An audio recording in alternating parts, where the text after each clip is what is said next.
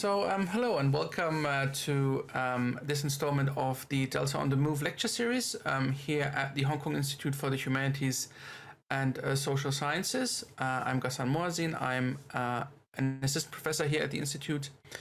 And as you can already guess from the name of the lecture series, this lecture series is connected to a new project that we're developing at the Institute called Delta on the Move. And this project deals with the historical and contemporary development of the Greater Bay Area. And I'm joined today also by my colleague, Dr. John Wong, who is the lead researcher on this project. And in this lecture series, we're generally trying to bring together scholars that work on this particular area and that are related to what we do in this project and to give talks to a wider audience. So today we are very happy to welcome to the lecture series Dr. Cheuk, who is an assistant professor in the Department of Chinese and History at City University of Hong Kong. He received his PhD from Oxford University and has previously held positions at Leiden University, NYU Shanghai, and Rice University before returning to Hong Kong. And he works on transnationalism, migration, and inter-Asian connections, and he has really has been published very widely, both in academic journals, but also has written quite widely for more general audiences. And we're very lucky today that he's taken the time to share with us some of his current research. The title of his talk is Funny Money, Circulation and Fabric Exports from China to Dubai through Indian Training Networks. Before I hand things over to Kakin, I should briefly say something about the format of the talk. So Kakin is going to talk for roughly 45 minutes, and then we'll have some time for Q&A. We're using the webinar format. That means if you have any questions for Kakin, please just use the Q&A function in Zoom and submit your questions there. You can do that either during the talk or after we start the Q&A period. So I'm going to monitor the Q&A function, and so at any time feel free to submit questions. And I'm going to read them out during the Q&A portion then, and Kakin can then get back to you. But without taking up any more time, Kakin, if you're ready, please feel free to start. Thank you, Ghassan. And yeah, first of all, thank you to the Delta on the Move research clusters for giving me a chance and opportunity to present my research in this webinar series today. Yeah, I would like to once again thank you, Ghassan and John, for their very kind invitations. And I would also like to thank other colleagues and friends at the Hong Kong Institute for Humanities and Social Science for the help in organizing this event, for which I'm very grateful. Yeah, I just recently came back to Hong Kong, as Ghassan has just mentioned it. So I'm very looking forward to many opportunities for exchanges or even collaborations with colleagues and friends at Hong Kong U in the near future. So without further ado, I will now share my screen so that you can see my PowerPoint slide.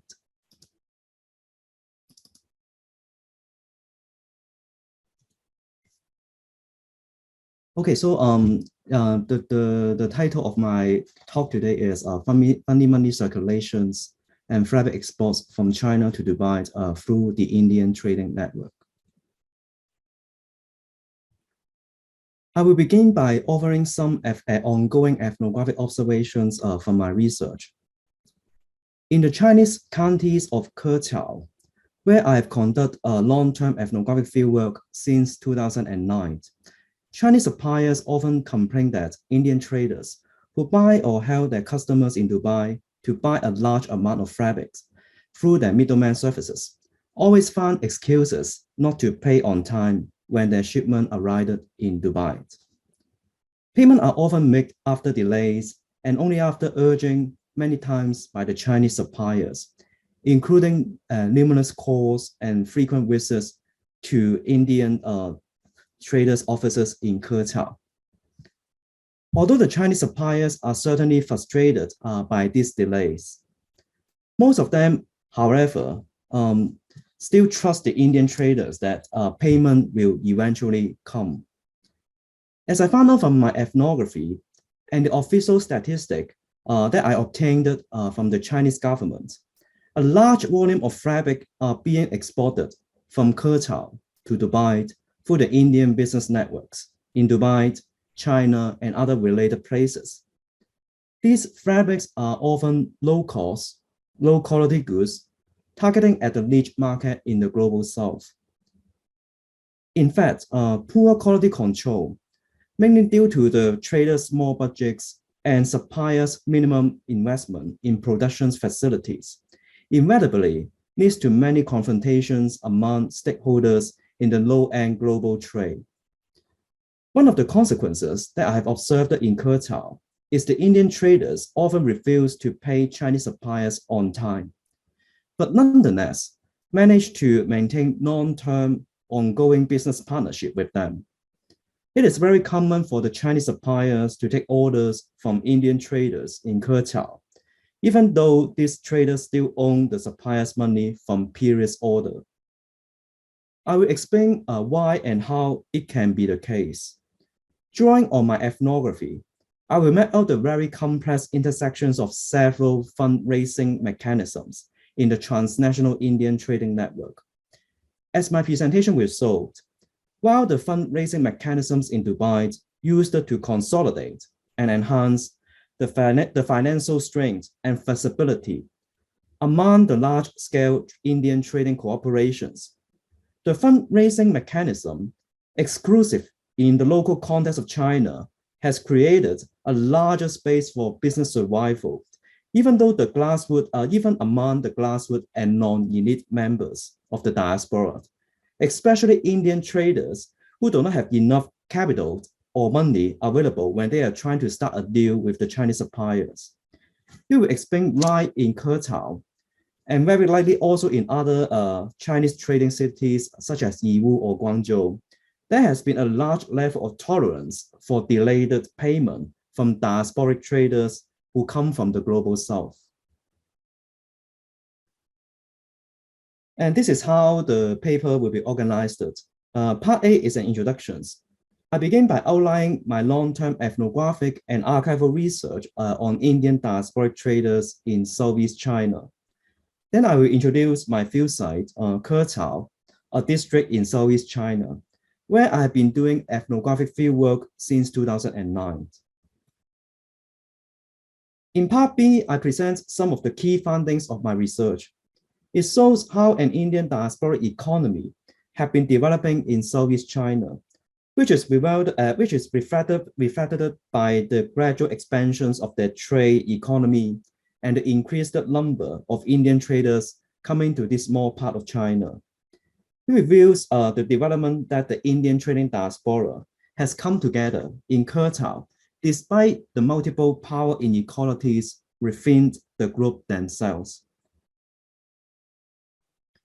In part C, I will explain how the local institutions and circulations of funding money within China is the key factor in offsetting these multiple power inequalities, thereby playing a significant role in consolidating the Indian diasporic groupings in both the local and the transnational context. So now part A, introductions. I will give a very brief introduction about my field site, Kurtal in Zhejiang province, and my long-term ethnographic engagement with this place. Research has been conducted in and about Kurtal since 2009. My field site Kurtal is a third-tier county-level district under the municipality of Shaoxing City in the eastern Zhejiang province. While still quite unknown to most people in the world, Kurtal actually is very well known by the people who are working in the global textile industries. In fact, Kurtal is called the China Textile City or the global textile capital by people working in the global textile industries.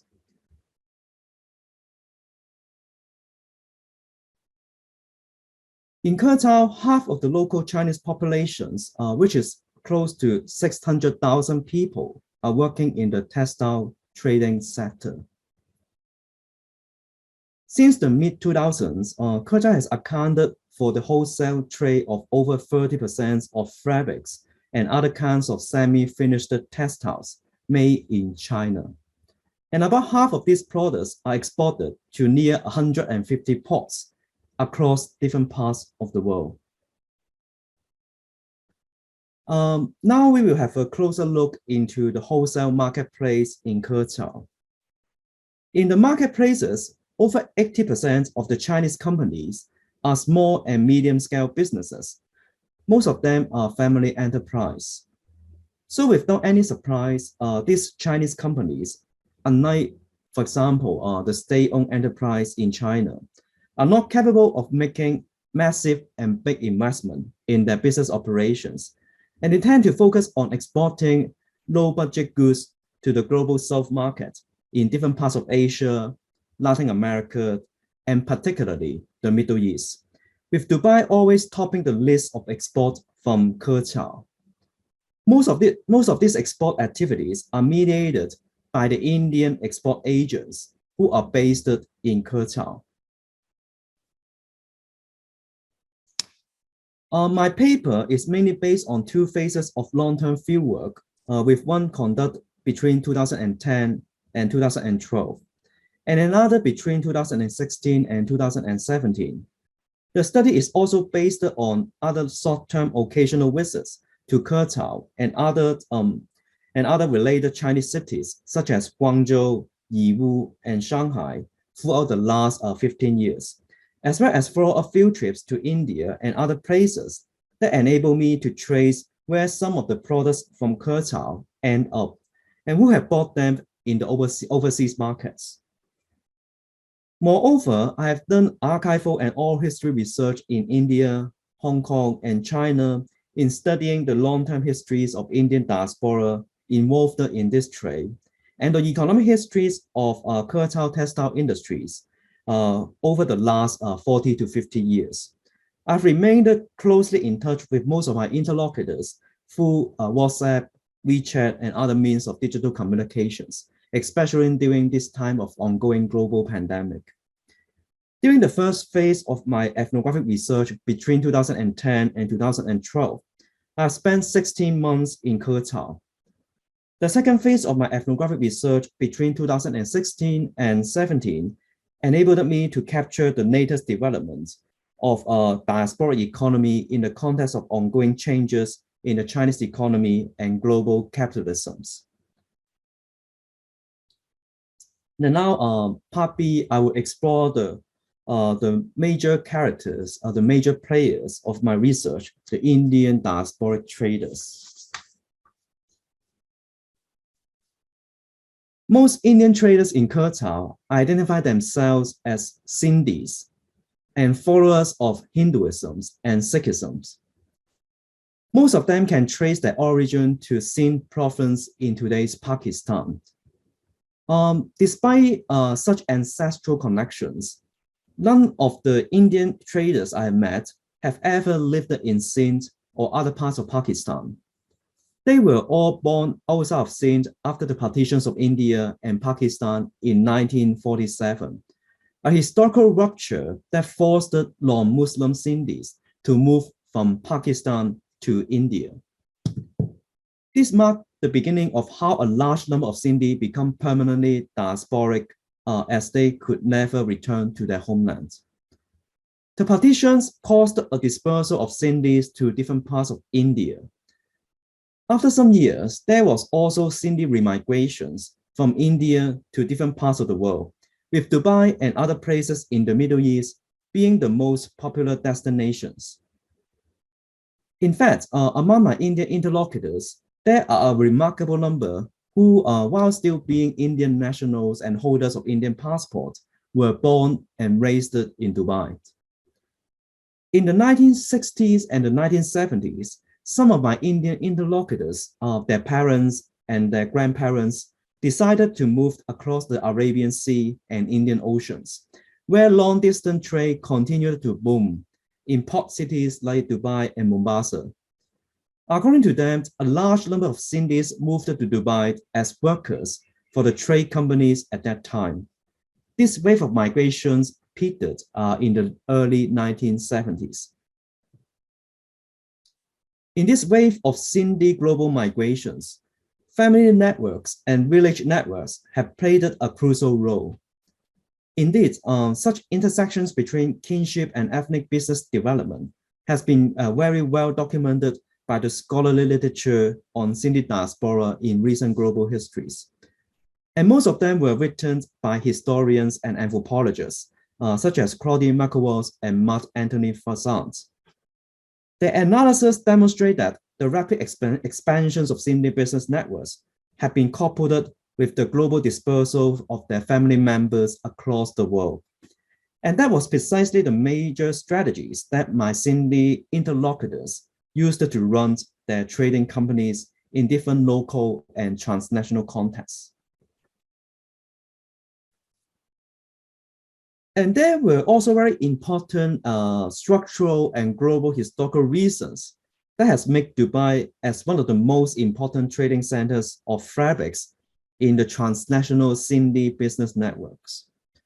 The long-time connections between Dubai and the Indian subcontinent since the British colonial period has made Dubai one of the most popular destinations for mercantile migrations from India.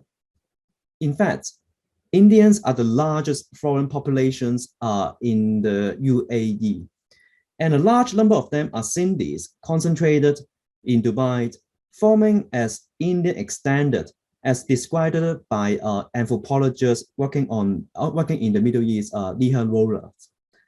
Such close link between Dubai and India have helped Indian traders, in particular Sindhis, become prosperous in Dubai trading markets. Notable numbers of Indian traders in Kurtal who are very successful in their businesses have their headquarters office in Dubai. Their business cards always show details for both locations.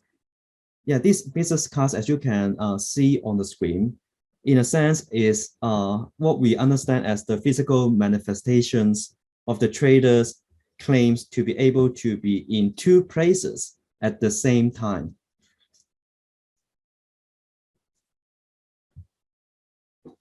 So why Kurtal? Sindhi traders started to come to this small place called Kurtal in the early 1990s. Sindhi traders who has lived in Kurtal now for more than 2 decades told me, he said, and I quote, "We in Dubai know Kurtal in Shaoxing municipality since the late 1990s. During that time, we already came to China very often. Every year, we would take part in the Guangdong Fair, Guangzhou Hui. At the fair, we came to know many Chinese fabric suppliers were from Kurtal in Zhejiang province, end quote. During their initial and short business trips, the Sindhi traders came to know that it was indeed easier to find more kinds of fabrics at the lowest price in Kurtal. But then fabrics factories and shops were highly centralized in Kurtal and nearby industrial towns such as Jiaxing and Hangzhou. And the numbers of them have already surpassed many other production markets in other parts of Asia. That is, to me, no surprise that after the fabric markets collapsed in South Korea in the 1990s, Indian traders immediately shift their business bases from South Korea to China, and particularly to Kurtal. Throughout the 1990s and the early 2000s, there were about 100 Indian trading companies in Kurtal, with most of them having Dubai as their major export market. And since then, a steadily increasing numbers of Indian traders coming to Kurtal could be observed between the late 1990s and 2012. Let us now have a closer look into this graph that I'm going to show in the next slide. Here on the graph, you can find the numbers of Indians who came to Kurtal between 2006 and 2013. Some of the most remarkable number can be found between 2007 and 2012. As we know, there was a global financial crisis in 2007. The international trade economy was hit very hard, which in turn triggered worldwide recessions in the global trade. The fabric trade in Qatar was also affected, but it quickly bounced back to the pre-crisis level in 2009 and have even grown since that time. Between 2007 and 2010, the total number of Indians staying in Qatar has increased by 50%, rising from 4,542 to 9,118. And the numbers becomes quite steadily between 2010 and 2012, which was the time when I conducted my first phase of fieldwork. Despite the fact that they come from different regions of India, most of them, as I mentioned before, are Sindhis. When I asked how they got their job, there were many responses, such as my uncle gave me that job, and they got these opportunities while taking part in the family events, such as a wedding party. These meetings occurred in a wide variety of places, including a Sikh temple in rural town of Haryana in India, a wedding parties in the suburb of Mumbai in India, a pilgrimage tour in Haridwar in India, an Indian restaurants in Dubai, a hotel launch in Bangkok, so on and so forth.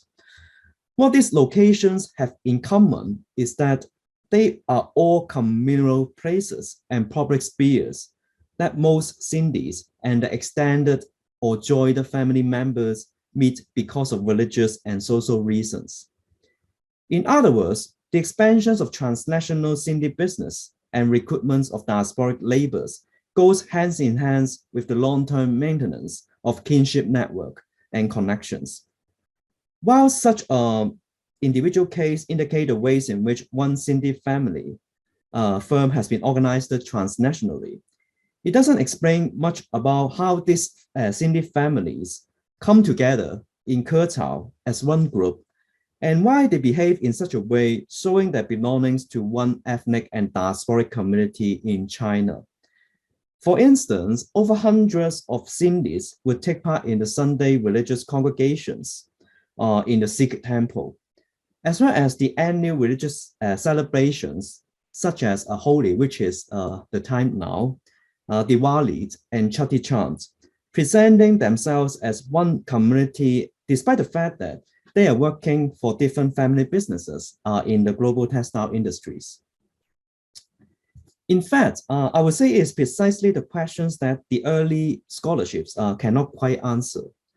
That is how the trading diasporic community come together in one place, notwithstanding the internal power differences and diversities in terms of operating capital, credibility, class, age, etc., and the conflicting business interests while they are working in the same trading market.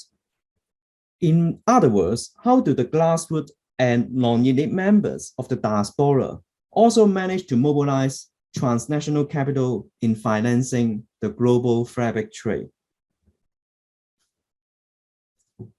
So now quickly move on to Part C.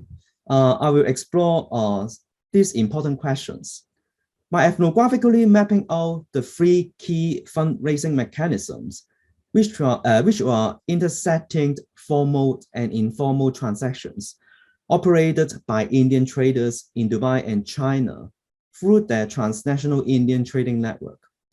I will show how the two mechanisms in Dubai remain structurally exclusive to the elite members of the Indian diaspora, while the one in China has been more open to non-elite members of the diaspora.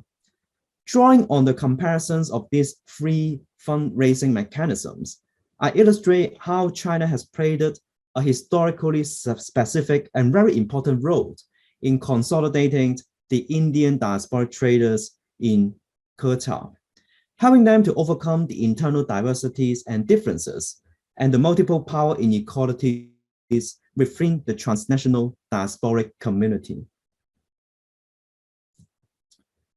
Yeah, number one, the first fundraising mechanism is what is known as credit kiting and invoice discounting in Dubai.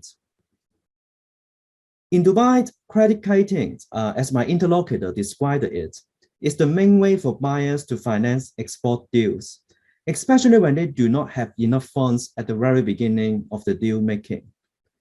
In the language of finance, kiting is usually described as a fraudulent activities through which credit can be produced despite a person's lack of money or funds to pay back the loan.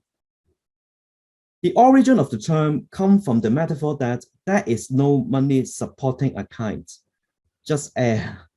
And credit card kiting, for instance, using one credit card to pay the bill of another card without actually having the money, is one of the most common examples of kiting. However, among my interlocutors, kiting is simply known as a fundraising strategy with no moral problems, and it involves a careful cultivation of money and commodity flows to ensure the money chain will never be broken and that they can always pay their creditors, which are the formal banking services in Dubai. Yeah, as you could imagine, kiting can be a highly complex, like money circulating practices. But this example that I'm going to show here, which is based on the cases I've collected with some details simplified, hope that I can show how it generally works. This is illustrated through this graphic I have created. So the story goes, goods arrived in Dubai, but trader D1 hasn't made the full payment to the Chinese suppliers.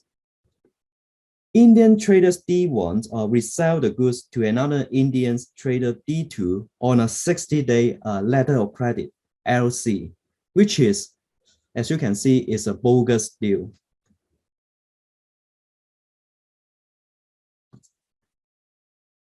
On the 30th date or before, which was 20th date in the graphic, trader D1 discounts the invoice to get a quick bank loan in Dubai. In this way, trader D1 generates incomes to pay the Chinese suppliers, which can only be a late payment. Trader D2, an associate of trader A, can resell the goods, an associate of trader D1 can resell the goods to a third party in generating more income for both him and the trader D1s. Then they can also pay the loans back to the bank. Making kiting bank credits without breaking the money chains requires great skills in curating the transfer of a large amount of informal and formal capital, creations of valid documents, and selling the actually existing goods in order to ensure the business look as legitimate as possible to the bank. So in most cases, it is the elite Indian traders having more manpower, resources, and owning a big companies who are more capable of kiting credits in Dubai. By stark contrast, it is extremely difficult for the banks in Dubai to give credits to small-scale Indian trading companies and the undercapitalizing traders. Indeed, Indian traders who lack operating capital always fund their applications for invoice discounting and other kinds of loan applications rejected by the banks in Dubai, given their generally very low credit rating. So now the second fundraising mechanisms, informal value transfer, Hawala. Hawala is known as the informal value transfer system that has been widely used in the Middle East and South Asia for over several centuries. In many ways, Hawala can be known as a grassroots level money transfer systems that work on mutual trust, but not so much on the existence of central banking authorities. My observations reveal that in most instances, Indian traders simply utilize their knowledge of the export tax rebates. In practice, Hawala involves a money sending agent notifying a receiving agent that they have accepted a certain amount of funds from a sender and authorizing the receiving agent to pay the amount of money to the receiver. The receiving agent usually pays the receiver in local currency, such as RMB in China, according to the agreed exchange rate in the black market, less the agent's commissions. So as you see on the slide, that I have tried to show it more graphically, and also based on what I have just presented it. Hawala allows for the money transfer of funds transregionally and transnationally without producing any invoice and documents. It facilitates tax avoidance and money laundering. And so for these reasons, Hawala is largely seen as illegal by different regulatory authorities in the Middle East, South Asia, and China. After Hawala became illegalized and criminalized, many Indian traders have tried as much as they could avoid using Hawala or Hundi services. Indian traders, as I found, are highly reluctant to handle a large amount of Hawala money in and through Curtown. This is because including Hawala money in an international trade transactions will increase the cash buyout burden on the Indian traders. That is, Chinese suppliers will not accept direct Hawala payment given the considerable risks. What suppliers would do instead is to require Indian traders to first convert the Hawala money into clean and whitened money. Therefore, only elite Indian traders who are capable of mobilizing a large sum of US dollars cash in China and Dubai will be able to fabricate transaction records that look legitimate to the bank and the regulatory bodies in China, Dubai, and India. Furthermore, there has been nationwide crackdown on Hawala and other forms of shadow banking services in China, India, and the Middle East over the previous several years. It also makes Hawala money transfer riskier and more riskier than before.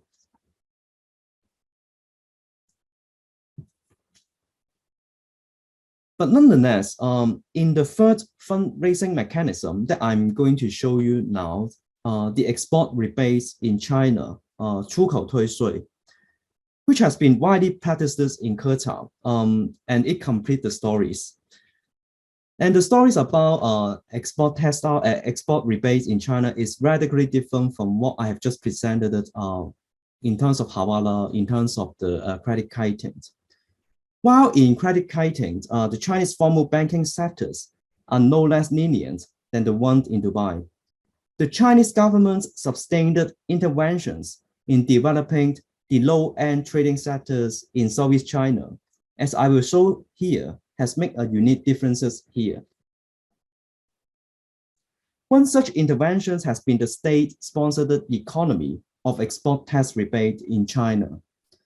Since its implementations in 1994, the export tax rebate policy is decided to support exports and is reserved exclusively for local Chinese companies, especially the small and medium-sized companies with less capacity to develop international businesses. In Curtown, it is very common for the small-scale Chinese companies to over-invoice their export, so they can make more money. The figure on the slide illustrates two versions of such an export deal. In Path A, which is the clean versions of the deal, the Chinese company received the 2.4 yuan rebate from the SAT for every fabric meter sold. It resulted in an income of 240,000 yuan. In Part B, which is the over-invoiced and the fabricated versions, the Chinese suppliers received 3.36 yuan from the rebate scheme. an additional 0.96 yuan per fabric meter, amounting to 96,000 yuan on top of the legitimately invoiced rebate. This amount does not include the cost of soliciting the fake invoice, which, as my Chinese interlocutors told me, is not very large. One of them further remarked, he said, and I quote, "Even if we lose money from the export deal, it doesn't quite matter. As long as we can still make money from the export rebate, everything will be just fine." End quote. Indian traders cannot directly claim export rebates because most do not have the required license. However, they still find ways to get a share of both legitimately invoiced and the over-invoiced exported rebates. In fact, leveraging these transactions to get financial benefits from formal export support policies in China is neither risky nor especially difficult for small-scale, long-unit Indian businesses. This is mainly because the bureaucratic process of invoicing and over-invoicing to claim export rebate is the responsibility of the Chinese companies or the Chinese suppliers.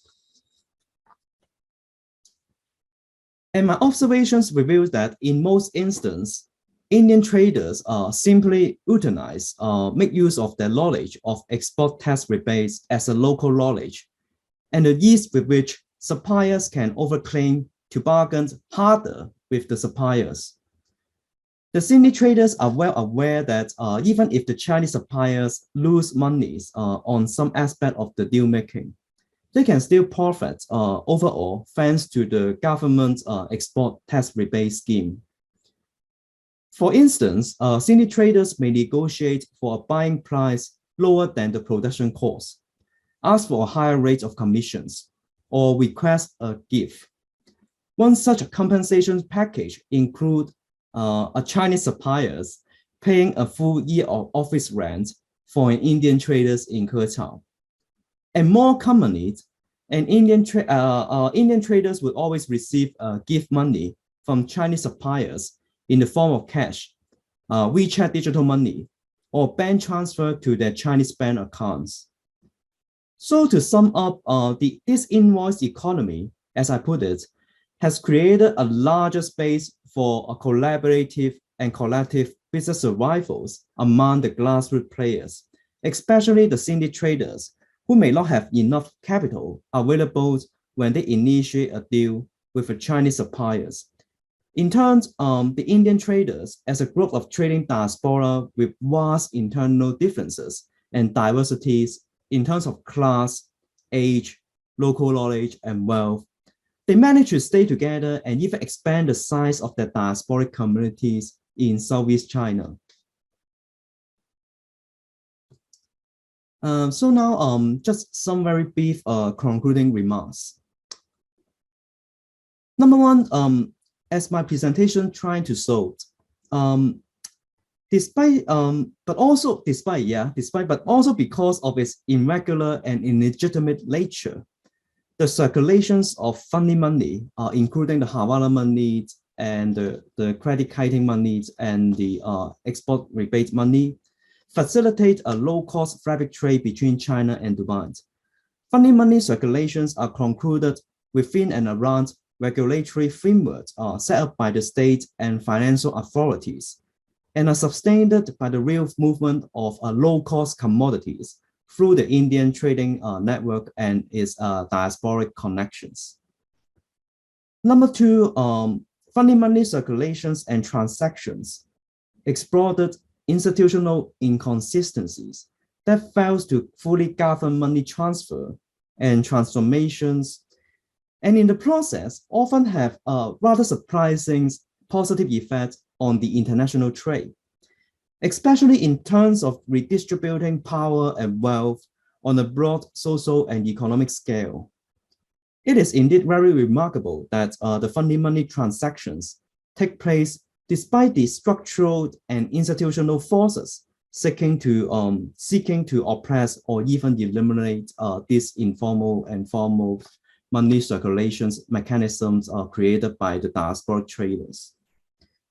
So my paper illustrated that, number three, my paper trying to illustrate that the circulations of irregular and illegitimate money, such as the funding money that would be impossible to be entirely whipped out in today's globalizations, is important and deserve more scholarly attentions because it highlights how small and individual traders, players, and stakeholders in the economy, global economies, survive and thrive outside or even within the existing power inequalities in the international trade and global supply chain. Yeah, obviously, I think I couldn't cover all the details about the funding money circulations mechanisms facilitated by the Indian Diaspora Trading Network, but I've tried my best. If you are interested to know more about the nuance and the details of it, recently I've just published this work in American Behavioral Scientists, and it just came out, I think, last month. And I also will have two articles for comment, which will also focus on related topics on diasporic convergencies and indifferent survivals and the formations of inter-Asia's Hindu diasporic religious practices. They will be coming out very soon in different publications outlets. So yeah, if you are interested, I will be very happy to share with you. Just send me an email. I think I will stop here. Once again, thank you very much for being here with me, and I'm very looking forward to the comments and critiques and questions coming from you. Thank you so much. All right, thank you. Yeah, thank you very much, Kakin, for this wonderful talk. So as I said, we have now some time for questions and answers. So if you have any questions, please just post them or submit them through the Q&A button in Zoom. So maybe I can start us off. Wonderfully, really interesting work and interesting talk. I wonder whether you can, you've talked a bit about the Chinese side of things and the Chinese suppliers, but I wonder whether you can talk a bit more about the Chinese businesses that are involved in Keqiao or on the Chinese side, and how important for them in terms of their overall business these Indian trade networks actually are. Because I don't know, from my sort of perspective as a business historian, I would always think, so why doesn't the Chinese company at some point grow that big that they would just eliminate the Indian trading network and establish a subsidiary in Dubai themselves and basically integrate the whole supply chain? That would sort of be my question. And I guess important to that would be what the Chinese business side basically looks like. So yeah, I was wondering whether you could say a bit more about that. Yeah, thank you for your questions, Gasant. And so I think it is of course, very important, right? The stories couldn't be completed without knowing the ethnographic details about the Chinese business, enterprise, and traders and entrepreneurs in Keqiao. And based on my research, most of those Chinese most of the Chinese suppliers that I could find in Keqiao are individual entrepreneurs or individual traders. So their business scales is relatively small. Maybe their company has only a few staff, and most of the staff are also their family members or friends who study in the same school. And many of them come from nearby regions, including Wenzhou, Jiaxing, Shanghai. So the local Chinese businesses is also very interesting. Yeah, it's not only about local businesses formations, but it also come from the internal migrations network that many other Chinese practitioners move from one place to another because there are more business opportunities in Keqiao. But the basic demographic sort of information about them is, they are relatively small. So they don't usually have means to access the international trading markets. They don't speak very well English. Now, of course, they have picked up some English speaking capabilities and capacities, but before, say 20 years ago, they couldn't speak English very well. they hardly know anything about the fabric market in Dubai. So it was more about the individual Indian traders coming to this small part of China and bridging the small traders and the small suppliers in Kurtao with the international trading markets in the Middle East. So the story is very interesting because, yeah, despite the fact that they are Chinese and Indians and coming from different parts of the world, and they hardly share anything common in terms of social economic background, educational level, etc. But their business profiles is very similar. They are not operating large scale corporations. They have very limited like startup capital when they just kickstart their businesses. So that is precisely the reason why they come together, because they need each other in order to connect the global circuits of the low cost commodity circulations. Yeah. Yeah, thank you. That's great. We have got a first question, and that question comes from Johanna von Petzold, and she asks, what kind or styles of fabrics are mainly traded in this particular case, and who are the consumers of the fabrics that are traded? Thank you for your questions, Joanna. Yeah, so as I mentioned in the talk, fabrics, known as mian now in Chinese, is semi-finished textile products. So it's not the clothes that I'm wearing today, but the raw materials that would be used to make clothes or other finished products of textiles. So Kurtao is only a very small part of the global supply chain of textile trading. So the usual story is like, yeah, China make the fabrics, and then the fabrics is exported from Kurtao to Sri Lanka, Middle East, or Africa. And in the factories there, they turn the fabrics into clothes. And then those clothes will be re-exported to the consumer, the final consumer markets, perhaps sometimes in the global south, but some also you can find quite a number of them going to the Americans and the Western European markets. So in terms of the whole stories of the global supply chain, yeah.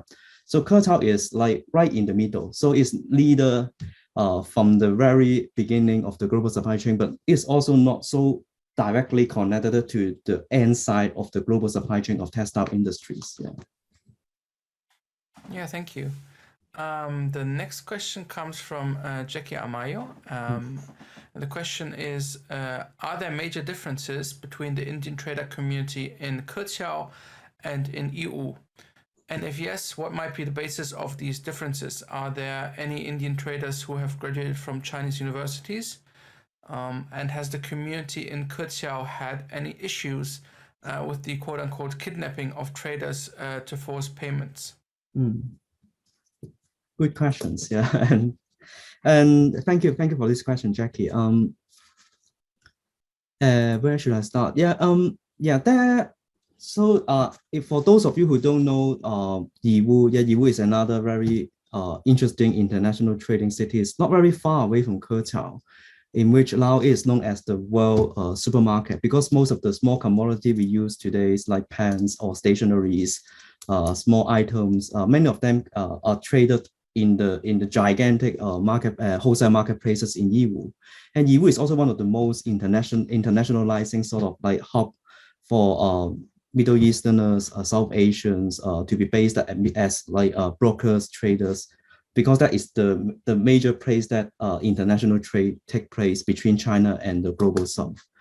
And so in this regard, the Indian traders in Yiwu are not so much different from the Indians in Kurtao. But based on my ethnographic comparison, because I've also done some work in Yiwu, I found out that most of the Indians in Yiwu are more individually based, which means they are more sojournings. Of course, not all, but a large majority of the Indian traders I met is they would just come to Yiwu maybe once or twice a year and then source the item by placing the order in site. And because all those items are in stock already, and then it is just like going to a shop, buy things, and then ship it out. And so this is a relatively simple model of trading, right? You just bring the money, or actually maybe you don't have the money, but you go to the shops, place an order, and then ask a logistic company to do to help you to ship the things out, and or you can just get a suitcase and put all the things in the suitcase and bring it back to your country. Yeah, that kind of itinerary traders are quite a majority among the Indian traders I met in Yiwu. But in Kertao, a majority of the Indians are not as transient as those whom I found in Yiwu. In Kertao, the Indian traders will always rent an office, and they will also try to spend as much money as they could in order to secure a long-term residency visa, because they see that as a strong reasons to for them to stay in China as long as they wish. And I think it going back to the stories I have presented, right? The export rebate. If you are not in China, it's very difficult for you to negotiate with the factories and the suppliers for share in such an informalized economy, like getting a share from the export rebate scheme. So in just a very general comparisons, the Indian traders in Yiwu are more transient, more itinerant, and the Indian traders in Kertao are usually more permanently based, despite the fact that they also face a lot of challenges when they're trying to secure a long-term visa. So there has been a lot of stories about the Indians in Yiwu, right? I think it's all on headline news at once that Indian traders was kidnapped because they couldn't pay the factories in time and on time, and there was quite a lot of that kind of story circulating both in the local market and also in the transnational market, that Indian traders should not go to Yiwu because it's a very dangerous place, that they don't do business very honestly. And then the factories we also kidnap them if they cannot pay their debts. But I think it has so much to do, right? So much to do with the very specific or special modes of business operations among the Indians, most of the Indians in Yiwu, in which their business are more transient, more one time off. So sometimes if you place an order and then on credit, that trader would disappear. And that kind of transientness of the Indian trading practices that I have found in Yiwu, I think has so much to do, right? With that kind of circulations of stories that Indian traders will always get in trouble when they're trying to strike a business deals with the Chinese suppliers in Yiwu. But in Kertao, not as much as what you will hear about Yiwu. So I think that one of the very interesting side of the story is all these kind of stereotypical sort of imaginations about Indians always come from Yiwu, but not from Kertao. But despite the fact that you have more Indian traders in Kertao than in Yiwu as permanent based or more permanent based middleman traders. So thank you very much. Yeah. Yeah, thank you. The next question comes from Li Xing. And the question is, or the comment is rather, thank you, Kakin, for sharing your research. Is it difficult for the Sindhi traders in China to move money between their Chinese bank, WeChat account, and the international informal payment platforms like Hawala? I'm curious to learn how the traders negotiate between different financial systems in different states. Thank you. Yeah. Let me see where I should start, because there has several components there that are not only about China but also related to other places that Indians have built up their business connections and cultivate their business practices. I think one of the key funding from my research that hopefully will address to your question is because in China, cash economy and WeChat digital money economy is fairly common for small amounts of money transactions in the informal trading sectors. So it was quite surprising, right? Because maybe from the mainstream sort of imaginations, foreigners always have a lot of difficulties to use WeChat, because now every part of your life in China will be so much closely related to how well you use your WeChat, because about your payments, it's about how you connect with your business partners and all kinds of lives. Now in the time of COVID, whether you have a green QR code, that will be the major documents they have to show to the authorities that I can move around. So yeah, mobile phones payments and apps become so important, right? As a new generations of social life in China, and yeah, maybe the mainstream imaginations of how foreigners get used to it is already very difficult. But based on my ethnographic observations in Kertao, yeah, the Indian traders have get used to it very fast. Not necessarily because that it has been so much structurally embedded into the social lives of everyone in China, but rather, yeah, digital money, red pocket money, a few hundred RMBs or 1,000, not more than 1,000, very small amount of like money can be easily circulated, between the Chinese suppliers and the Indian traders. But this kind of apps and this kind of small banking services is not so much available. For example, say like in India, and say like in the Middle East. Such a digitalizations of the Chinese economy somehow has a lot of like benefits for the Indian non-elite Indian members. To get access to the very localized sort of like informal gift exchange economy between suppliers and traders. So I think in particular, China has a very interesting part to play in it, in which it is not as restrictive, or it is not as like unwelcoming to foreigners, because in Dubai, yeah, if you don't have a visa, it's very difficult for you to even open a bank account. But in China, of course not now, because now it become more restrictive. But I was talking about like a few years ago, it was relatively easy for them to open a bank account, to get a WeChat account, and then transfer money back and forth on their WeChat digital pocket. So I think as far as I was, so it has a lot of positive influences on the ways in which how the non-elite Indian traders are trying to survive in this very competitive textile trading industries. Okay, thank you. Mm. The next question comes from Rayesh Panhathodi.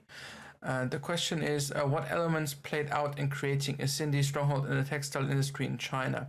Could you talk about any competing Indian communities or groups in the textile business? Thank you very much. The major strength of Sindhis, of course not all, but for most of the Sindhis traders I have known, they always do business within the network of global Sindhi family business connections. So I was talking about the stories among the Sindhi traders who have done a lot of trade between China and Dubai, right?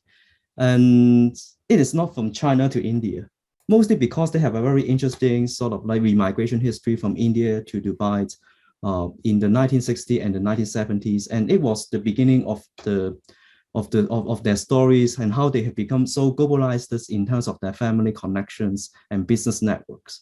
And this particular type of globalizing and globalized family network has become a very unique advantages, because not so many Indians from India would now they find a huge difficulties to enter the Dubai market, because Dubai market has been sort of like dominated by the long time engagement by some old Sindhi diasporic traders who have come to that place in the 1970s and the 1960s.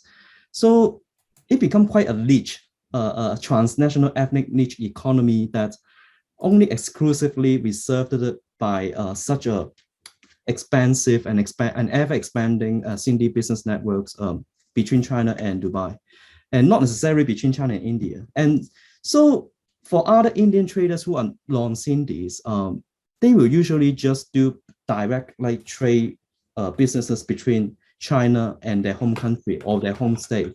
So you could find quite a few Gujarati traders who keep trading a small volumes of fabrics between China and Gujarat, but not like on a much larger global scale.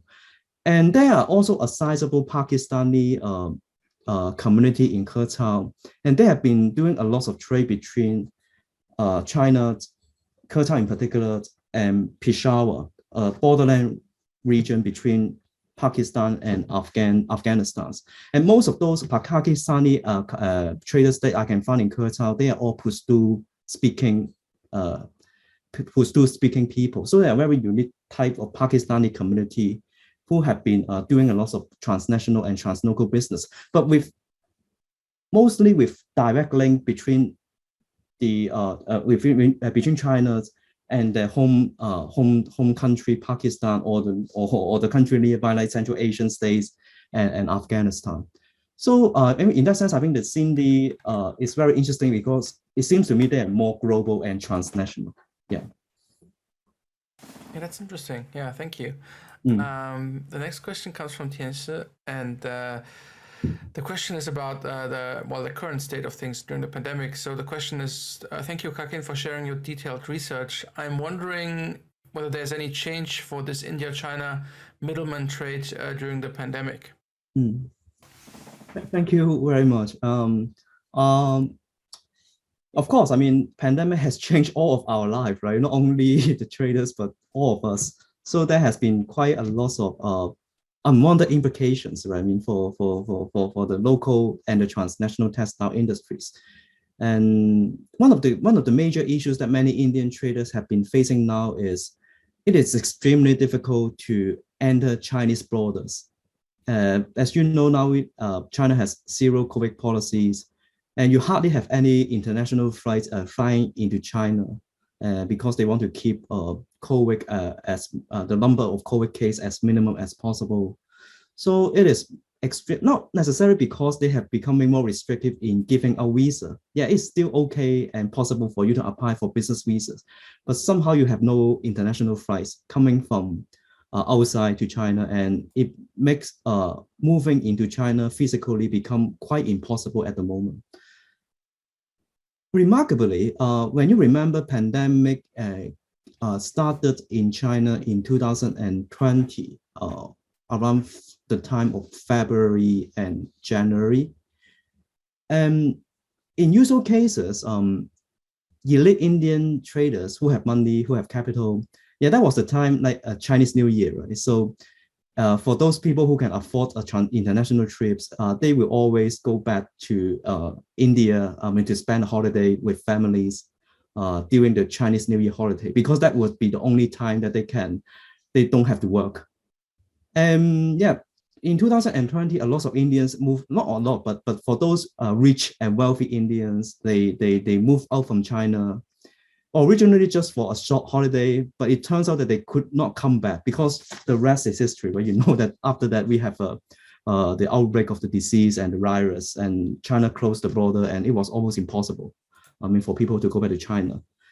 But during the same time, a lot of non-elite Indian members couldn't leave the country because they don't have capitals and monies. So usually they would just spend some lonely time with with a few friends in Kertao or in Yiwu or in Shanghai during the Chinese New Year holidays. Yeah, just to keep themselves up, you know. I mean, it was quite poor that you cannot go home during the holiday. But it accidentally turned out that many Indians managed to remain in China after the beginning of the pandemic, and the non-elite member become more entrusted as a consequence to continue the transnational business between India, China, and Dubai, mostly because this non-elite group of Indian diaspora are the only Indians who managed to stay in the local Chinese textile market. So there has been, of course, I have not been there for quite a long time because of the restrictions of international travel. But based on my conversation with various interlocutors, it seems like, yeah, now the non-elite members become even more influential than before because they are the one who manage to stay, and the elite members also have to rely on the services of these Indian traders in order to get access to the things that are only exclusively reserved for the Chinese. So interestingly, maybe we imagine that pandemic has changed a lot of things in a negative way. But when you're looking into the trade volume, for instance, yeah, it has been increasing from time to time from Yiwu and from Kertao to the world. So the economy is still very strong in many ways. And for the Indians members who are not so rich, yeah, somehow they found a way to survive and even have improved their life to certain extents. if I Yeah, can thank jump you. in here, it's quite telling that Mm-mm. these networks, financial networks, have proven to be so resilient. Even during times of COVID, you would expect a lot Yeah. of disruptions, but your description seems like they just keep going. So this has been going on for a while now. So if you were to look at the long history of this trade, the early period with all the bootstrapping devices that they came up with, that's totally reasonable. Can we get a sense of how profitable or consistent such trades might be, and if that has engendered some more lasting forms of exchange or networks because the capital needs to sit somewhere if there's profit to be made. So where is it sitting now, and has that created some forms of institutions that are a little bit more formal and a little bit more lasting than what they started with? Mm. Yeah, John, yeah, this is a very important question because the historical dimension, the longer term historical dimension, of course, is extremely influential, right? I mean, to examine the longer term consequences of this very sort of like specific and particularistic money circulations mechanisms. Because it's still evolving, so I don't think I have a very concluding answer in this regard. But based on my observations, also comparisons with the more classic studies on money transfer mechanisms facilitated by the Indian diasporas in Southeast Asia, in South Asia, and in the Indian Oceans. Yeah, it has been just ongoing despite several colonial, post-colonial, global capitalist force always trying to always trying to undo that kind of grassroots levels of money transfer mechanism. So, for instance, Hawala and Hundi, as I presented in the paper, yeah. Now, I think just a few days ago, yeah, Dubai in UAE, the regulatory body has given a very serious warning to the local banking industry that they have not done enough to crack down the circulations of bad money. But yeah, of course, I mean, on the surface, when you hear this news, oh, maybe that would be no future for Hawala and Hundi. But to the local traders, they just laugh it off and life as usual. Yeah. So in China now, there's also a serious crackdown, right, by the central banking authorities on Tengxin, because they said that they accused Tengxin and WeChat